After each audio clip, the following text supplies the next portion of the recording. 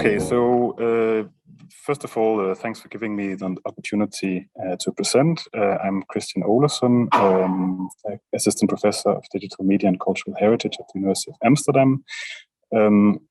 With this project, I want to make a contribution to the sub-theme of the making of interfaces by sharing the setup of what is a small initiative that I've started myself in the context of the Media Suite Learn project.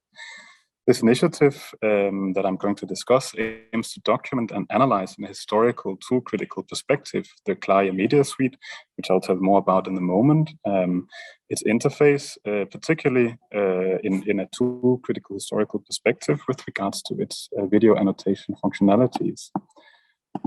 I'll be discussing the rationale about why I took this initiative and also discussing the first steps I've taken so far. So it's really a beginning point for this project that I'm sharing with you. So to begin with, I think it's good to tell a bit about what the Media Suite is and what Media Suite Learn are, as I do not expect everyone to know here. Sorry, I'm just trying to minimize you. Yeah. As I do not expect everyone here to be familiar with this. So the Media Suite is the central university level access point in the Netherlands to digital audiovisual collections and to tools for analyzing AV materials. And it's also a hub for digital media studies scholarship. Among other collections, the environment offers students and researchers with their university logins access to the Netherlands Institute for Sun Vision's entire public broadcast collection, so really hundreds of thousands of hours, as well as to film and film-related collections from the Film Museum in Amsterdam. These collections can be searched and researched with a number of tools in this environment, and the tools range from visualization of, for instance, word frequencies, metadata, data enrichments that we have added, for instance, ASR for broadcast materials, and video annotation tools. So the Media Suite is really an environment that combines efforts to make digital collections available as well as tools for analyzing them. Key in spreading the gospel of the Media Suite, you could say, and make users engage with it, is the initiative Media Suite Learn. Media Suite Learn is an area of this environment that offers concrete examples of how you can use the environment in teaching and research. It contains step-by-step tutorials and we also organize regular webinars and workshops, and this ranges from beginners to advanced levels. So it can be a tutorial that teaches you how to find your way through a collection, as well as to more advanced tutorials that help you visualizing patterns in collection data. A part of the Media Suite Learn initiative, and something that we try to achieve by the same token, is to stimulate a tool-critical perspective. We invite users to reflect critically on the ways in which the Media Suite's configurations, its functionalities and interface condition their research. So how does it limit it? What are the affordances? What can you do? What can you do? What can you not do in this environment? We have a section also dedicated to this on the Learn Initiatives page. It's simply called Tool Criticism. And in principle, we want this initiative to cover all aspects of the Media Suite. So we share articles that explain what tool criticism are and also offer guidance on how you can be tool critical. The thing is that so far we have focused mostly on the functionalities that deal with text analysis, as well as the search functionalities of the Media Suite from this perspective. So we've, for instance, done exercises where we compare the search functionalities of the Media Suite environment with other platforms or tools. We do this with students in an exercise we call comparative screencasting. So, for instance, the search audiovisual collections in the Media Suite and compare that to searching on YouTube, and then discuss the affordances in class among the students to reflect on this. The problem with this, I think it's a thought shared by the team, is that this exercise has been mostly text and metadata focused and hasn't really focused on how users engage with the video or the audiovisual materials in the environment. For instance, one aspect which is really an important aspect of the Media Suite that we've not yet really focused on from a tool-critical perspective are the annotation functionalities.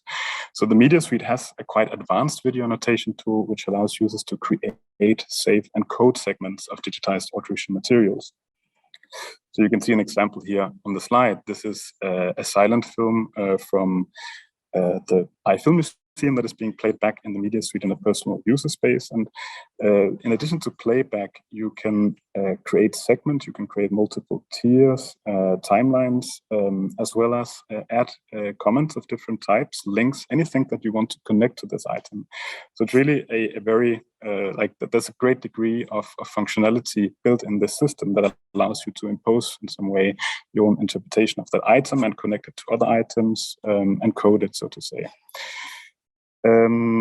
It's a tool that's really key when we teach and talk about the media suite at webinars. And we always try to contextualize it also historically a bit when we present this tool, and it's mainly me who's doing this at workshops. So for instance, we always highlight that the way in which this video annotation tool is designed reflect principles of, for instance, qualitative analysis and video annotation software. So think of, for instance, Atlas TI, NVivo, or Elan, while also highlighting that it builds on actually a long history of multimedia scholarship and hypermedia publishing. For instance, in projects from the 1990s and the early all the way up to the early 2010. So think of CD-ROM projects, of disk-based projects in the 2000s, and open source software. So some of the, sometimes this is more extensive than others, but I always point to, for instance, a project like this, the Virtual Screening Room from 1996, which a project based at MIT in the US, where a group of film and media scholars wanted to create this environment where they could explain the development of film techniques through the presentation of clips that were presented with comments, and where you could also scroll through these comments on a timeline, right? Like this was a very basic first instance, you could say, of this type of scholarship. Also referred to explain the development, I referred to a software such as Ligne de Temps, which was made by the Pompidou Center in 2009, which is a more like an editing suite almost, where you could create your own rough cut of a film while annotating them, adding your own comments and materials. So illustrating this change from, a curated environment to one where the user imposes a personal interpretation. And then I draw a timeline of this up to the media suite annotation tool when we first made it. So this is a glimpse of that from 2017 as the annotation tool looked back then. So we really tend to, when we present this tool, highlight the continuity between these projects and ours. And we say that, the ambition has been shared between these projects to, let scholars create their own pathways through the AV materials that are made accessible, and that we want them to use these tools to impose their own interpretation or carefully curate and present the selection to others, and that it's, that what these formats share is an ambition to be able to temporarily order a selection of clips, whether from the same or multiple items. Yet, and this is my feeling about this, while there are clear continuities to trace, we also think lack a proper understanding of how the media suite has actually departed from these initiatives and has gone in different directions, and in turn how this shapes the ways in which scholars can analyze audiovisual archival materials in ways different from them. In other words, we feel a need to develop a history of this type of scholarly activity as a significant mode of knowledge production, as a precondition for also developing a tool-critical approach to our own video annotation tool. And this is what I'm currently dealing with, and also the part where it becomes a bit tricky. Some of the considerations that I have and some of the challenges I see are mainly have to do with, I see a lot of changes having happened from, the early days of multimedia scholarship to now, that we haven't really investigated them in depth. So to begin with, think, for instance, of when early projects emerged in the 1990s. This was really a different time where scholars were, especially scholars that engaged with and developed CD-ROM formats, became familiar with, emerging modes of digital storytelling. Early projects were very often developed in close collaboration with artists, which is not necessarily the case today, where approaches can be much more scholarly, infrastructural, or even sometimes scientific, you could say. And there was also in the 90s and the 2000s this very strong emphasis on creating database narratives, losing yourselves in a collection, and finding labyrinthic pathways through materials. And today you could say, that would be my view, that very different modes of navigation coexist. So exploratory modes of navigation exist next to targeted forms of navigation and complement each other. Of course, there's also the issue of the change that there's much more material available now. So there's a difference between scarcity back then, abundance now, or relative abundance, you could say. And it's no longer, we see less and less curated formats for audiovisual material. At least it's no longer a standard. There's a stronger emphasis on the user and what the user can bring to the material. Another challenge in creating this history of taking the first steps is also that we cannot access much of the multimedia scholarship from the 1990s and the 2000s. So many of these formats are actually old now, even sometimes web pages, and we cannot play them back any longer to make a proper comparison. And this again also makes it difficult to actually develop a tool critical perspective. So you could say that multimedia scholarship now has a relatively long history of 30 somewhat years, perhaps a bit longer if we count Laserdiscs too, but it has a very clear preservation problem. So in this project, what I'm suggesting to overcome these challenges or deal with them, and in order to develop sort of a comparative tool critical analysis between previous multimedia scholarship and the media suite, is that I want to go in a direction that develops this perspective at a nexus of contemporary videographic scholarship and preservation. In particular, what I want to do is that I want to make a more extensive audiovisual essay as an end product that compares these different projects from different times based on different parameters in a reflexive manner. So as I mentioned at the beginning, we've been making, for instance, with students, comparative screencasts to compare how you search in different platforms. And ideally, I would want to make something similar for our video annotation tool in a more historical perspective. This, for me, entails also linking our own activities to projects that are emerging, that are a bit similar in intent. So while this is a bit of a niche when it comes to film and media, hypermedia publishing, there are projects, for instance, the Interactive Media Project located or based at the NYU and led by Marina Hasapopoulou, that are sort of going a bit in that direction, that they sort of acknowledge that there's a whole history of multimedia scholarship and its associated forms of knowledge production that we don't really have a good understanding of because it's not well documented. So what they've been doing is, for instance, looking at many of these releases that I'm also interested in with students and see, how do they compare to contemporary formats and they write this up in blog posts. I put the website here if you're interested in that project. Another thing I'm also going into is looking at the aspect of preservation. So while, for instance, there's been a lot of preservation of several preservation initiatives for CD-ROMs in the media domain, this has not really happened for scholarship. So, for instance, there's a project called the CD-ROM Cabinet that was conducted a few years back in 2013, which did a very extensive documentation of CD-ROMs for media art projects. And what it basically did was, it created a screencast for every project. So giving you a sense of how do you actually work with the format, how do you navigate, what are its functionalities, as well as also creating a disk image, for pure preservation purposes. So I want to combine these different initiatives, and that's what I'm working on at the moment. So concretely, the steps I've taken now is I'm building a collection of disk-based projects, also trying to find as much as I can on web-based projects. I'm contacting people, I'm acquiring hardware even. And I'm also developing an archive of the Media Suite's own development. So I try to dig up everything that we have of old video tutorials, web pages, to trace, changes in the design, and in particular, looking at the video annotation tool. And this has not been as easy a task as I expected, because this is actually not necessarily very well documented. So that's a step I'm taking too. And then gradually, as I have this, I'm making screencasts as a basis for making that audiovisual essay for in order to be able to develop that historical perspective, to critical perspective on historical formats and contemporary formats. And hopefully, if everything goes well, this should result in an end product sometime next year. So that's what I had to share with you today. It's the starting point of a project that I've taken some first steps into, and also some considerations that are emerging.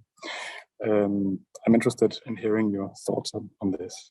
Thanks for your attention. All right, Christian, thank you so much for that really fascinating presentation. I'm sure we all have many questions. I certainly do, but it is time to move on to our next presentation from Matthew Cannon and Rebecca Grant on academic publishers and sharing humanities data, the interface between theory and practice. Matthew and Rebecca, the floor is yours. So just to introduce ourselves, my name is Rebecca Grant. I'm head of data and software publishing at F1000.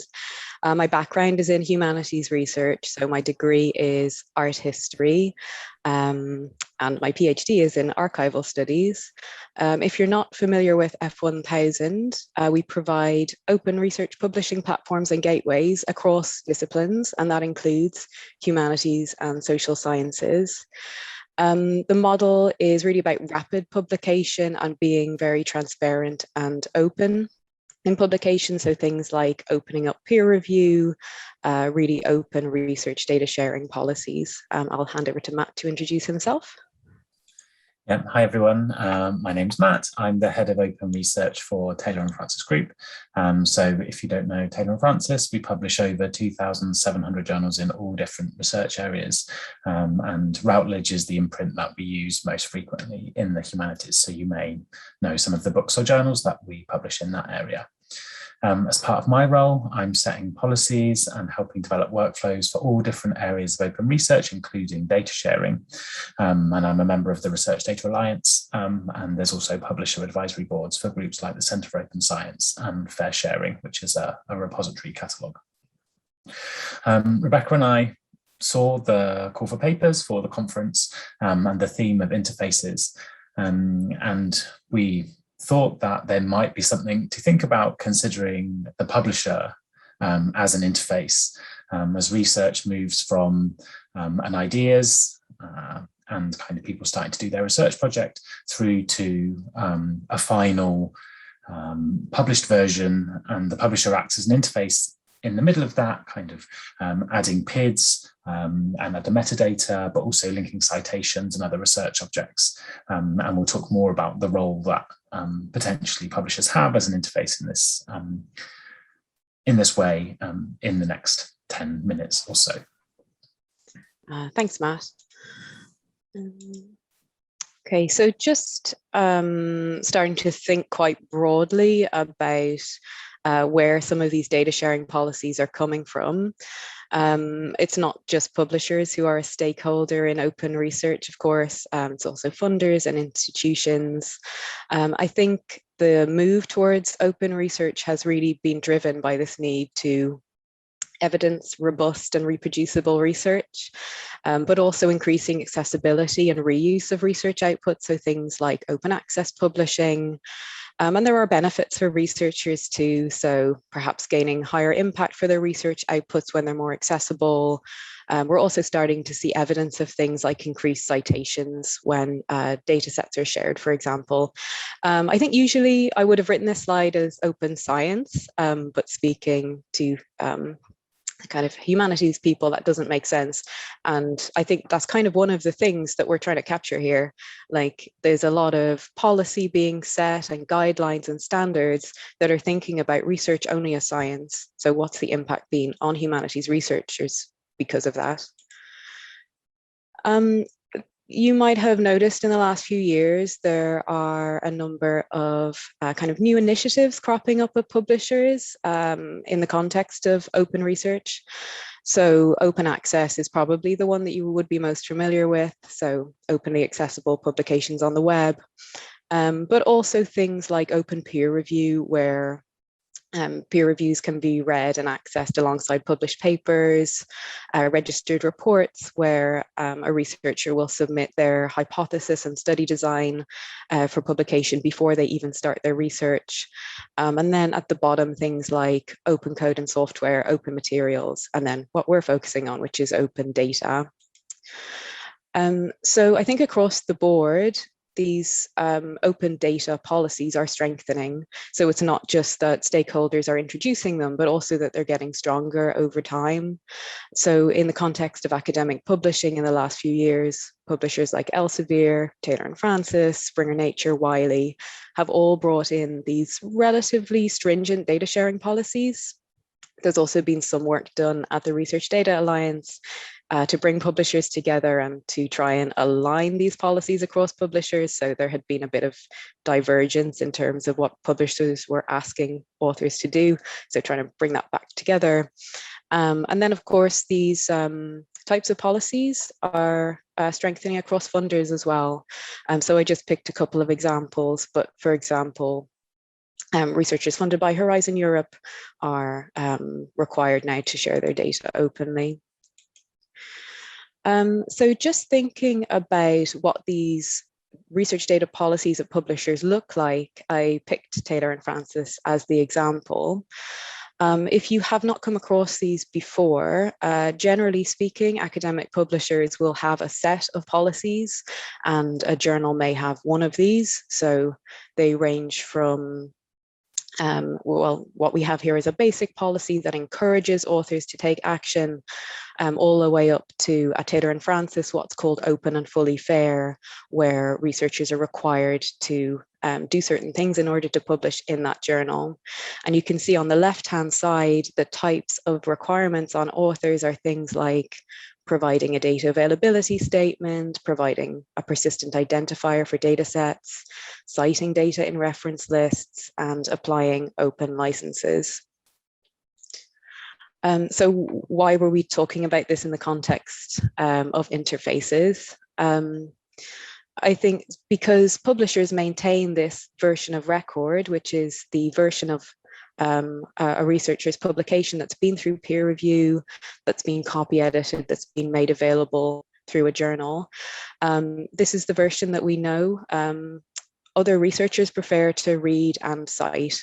So publishers really have a lot of responsibility and, I guess, control over what a humanities researcher makes public, and what is then read and cited by their peers. So thinking about the context of these data policies, you can see there are a number of requirements.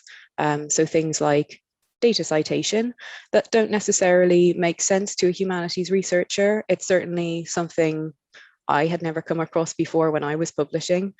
So we have these requirements for data sharing and I guess ways of describing data sharing.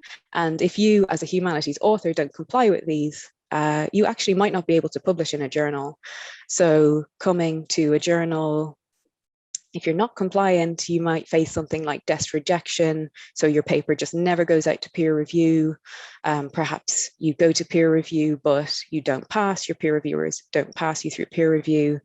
And then perhaps if you actually get published and then somebody finds that you're not sharing the data as expected, a publisher could add something like an expression of concern or even retract your paper. So there's really a lot of onus on the humanities researcher to understand what these policies mean and to comply with them, even though they're not necessarily written from a humanities perspective.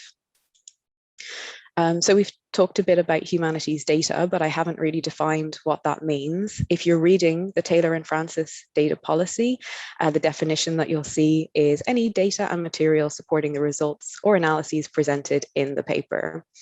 So I decided to take a look through some of the Taylor and Francis humanities journals and see, well, what type of methods are our authors using? What kind of research are they publishing about? What kind of data are they potentially generating as they undertake their research? So you can see some examples on the screen. I chose them completely at random. But the first one is using archival resources from British banks. the second one, this is my favorite, was a researcher examining a particular band's concert appearances, musical output, and printed matter related to them. The one below is digitized materials from the Times and the Economist, so newspapers. Someone else looking at evidence for Neanderthal healthcare. And then the bottom one, analyzing the exhibiting of war trophies in local shop windows. So you can see there's a real range of data being created here. And I think a lot of these things aren't necessarily easy to cite, to license, or even really easy for authors to understand how to share. So I will pass over to Matt. Thanks, Rebecca. So yeah, I think Rebecca's already started to point some of these out, but yeah, so what do we see the challenges look like for a humanities researcher at the moment? So I think firstly around recognition and understanding. So recognizing that the material or information that they're collecting would be classed as data, and therefore when they're looking at any kind of instructions for authors or publisher guidelines, recognizing that the data sharing policy would apply to them. Then like, what should I share? So like, have what's been created in terms of research material or a data set. In some humanities areas, this might be kind of creation of art or imagery. And if we're thinking about open licensing for that, are researchers happy with giving away all the rights, all the license that they have in that work that they've created? And even if they are looking at a policy, they recognize they need to do something with their data, they don't really recognize their research in the descriptions, in the guidelines, in the best practice that's currently been created, because a lot of it is maybe based on science, genetics type research. So there's nothing really familiar for humanities researchers to follow. Yeah, so it's quite hard taking some of these theoretical ideas about data sharing that we're talking about here and actually putting them into practice as a humanities researcher. On to the next slide. So a project that I've been involved in for a couple of years now, started out in 2020, which was the Research Data Year, which was set up by the STM Association. So if you don't know, STM is like an industry group of publishers, and despite the name, is just as relevant to social sciences and humanities as it is to science and medical research. So throughout 2020, and is now continuing, they've been bringing together publishers to try and consolidate, share information and best practice on data sharing. They've done that in collaboration with partners such as Centre for Open Science, Crossref, and Research Data Alliance, etc. And they set some KPIs to measure progress, which you can see in the bottom three boxes there. So around journals that offer data sharing policies, articles that contained a data availability statement, and journals that connect to Scholix, which, if you don't know, is a tool that links persistent identifiers for research articles with those for data sets stored in repositories. If you go on to the next slide. But a lot of this work continued to be very STM, science, medicine focused. And myself, along with some colleagues, realized that there really was a big gap, but also a big opportunity to make a difference to humanities researchers as part of this project. So we had an initial session, and then 6 publishers have agreed to form a subgroup to do more work focusing on requirements of humanities researchers. So we've been now meeting for over 9 months, and we're currently working on 3 closely related projects.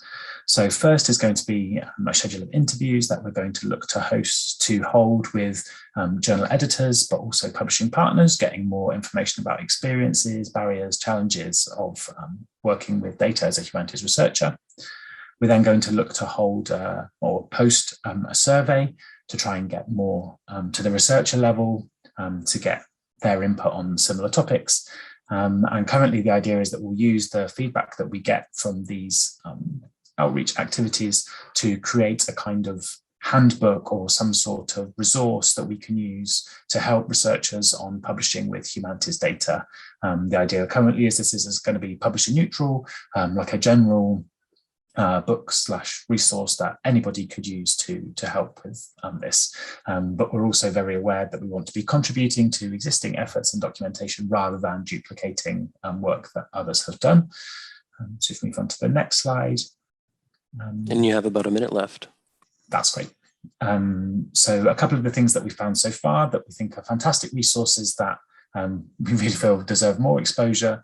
So firstly, the CESDA Data Management Expert Guide. So that's the coalition of European social science data archives have this great social science humanities data resource that I'd recommend people to look at. And also one of the DARIAH tools, which is a data deposit recommendation service. So you can give information about where you're based and your field, and it will help you find a suitable repository for your research. So if we go on to the last slide, we feel that publishers potentially have a role as an interface between humanities researchers and the version of record, but we found that there are potentially challenges and a problem to solve to help humanities researchers find familiar and best practice information to help them with their sharing. A group of publishers have come together under the STM banner to try and help and solve this problem, and we are open to collaboration and views from the humanities community about what would be most useful, and continue to develop and build on the work that others have done, such as DARIAH, in this space. So I think that's all we have. Yeah, we look forward to questions later. All right. Thank you so much, Rebecca and Matthew, for this very intriguing presentation. And last, but certainly not least, and certainly the person who is perhaps the most dedicated, Gissoo Doroudian, who is joining us from the East Coast of the United States, where I'm from. It's 5:30 in the morning over there. So she'll be presenting us Bona Fide, Redesigning the Search Experience. Gissoo, the floor is yours. Hi, everyone. Thanks for having me. It's been exciting to be able to present, and I'm so excited that you're, having this kind of theme for a conference. So I'm Gissoo Doroudian. I'm a user experience designer at the Center for Digital Humanities at Princeton University, as well as the Office of Information Technology at Princeton. And for the next few minutes, I would like to introduce you to Bona Fide. And but before that, I would like to kind of spend the first few minutes to focus on these two questions that were written in DARIAH's intro for this year's annual event. Asking, to what extent do interfaces enable new research, and at the same time, do they also limit research possibilities? And so to me, these questions were very much related to the idea of metaphors and our approach with language when creating digital interfaces. And so you've probably heard these terms being used in the digital space, like footnotes, endnotes, table of contents, pull quotes, lists, pages. These are a few examples. And the question I would like to ask is, what are the effects of this approach? Because when we use these terms, we're implying a strong analogy and really a high degree of similarity between the analog and the digital space. Which can highly affect our vision, how we develop new ideas, how we understand and solve problems in the digital space, and really our workflows, specifically in the context of this conversation, our reading and writing workflows.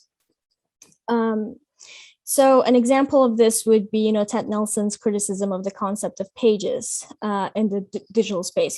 Ted Nelson is the inventor of Xanadu, Project Xanadu, the first hypertext projects. So, specifically his criticism on the concept of pages, in a word processing tool as a space that does not have the same constraints as paper.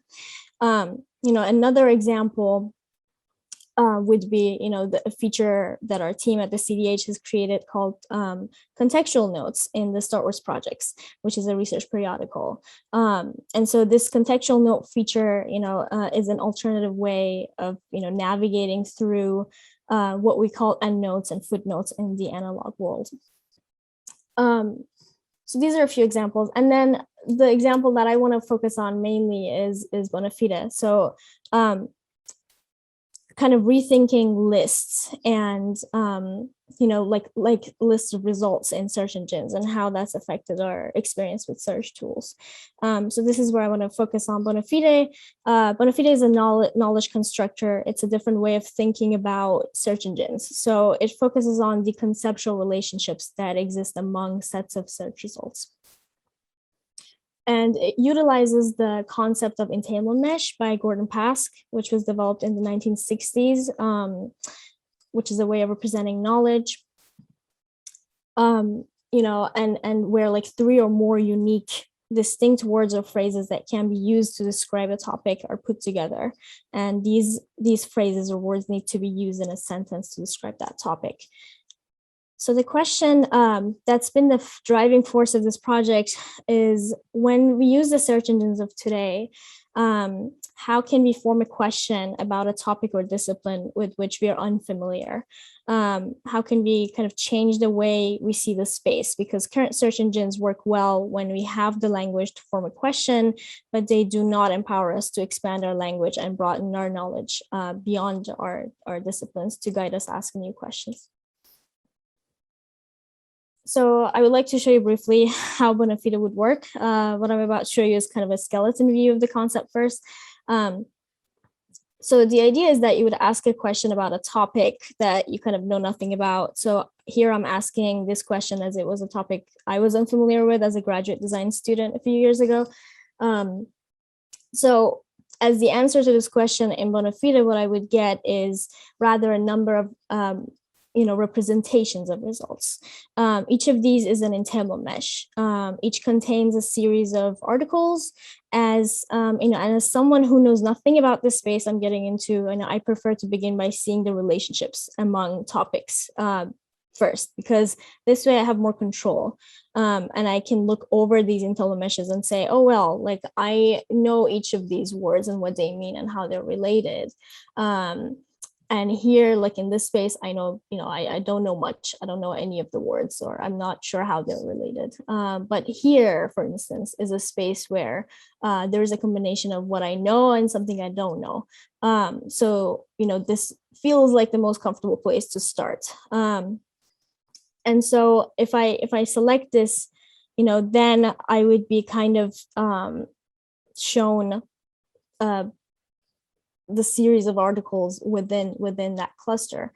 And so and each of the articles can have you know, representations of topics, so that you don't like have to read everything to understand how you know, before getting into reading each article, you can kind of understand the relationships of topics. But so this is how Bona Fide's idea works. But you know, currently, I'm working on exploring how we can come up with an interface for this idea, like using bathymetric maps, because of the concept of like depth and breadth.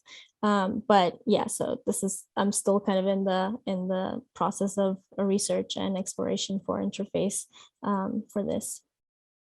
Yeah, and thank you. Don't hesitate to get in touch with me if you have any questions, or if you're interested in the topic. I'm really interested in your thoughts and ideas, as I'm kind of in still the beginning stages of the project.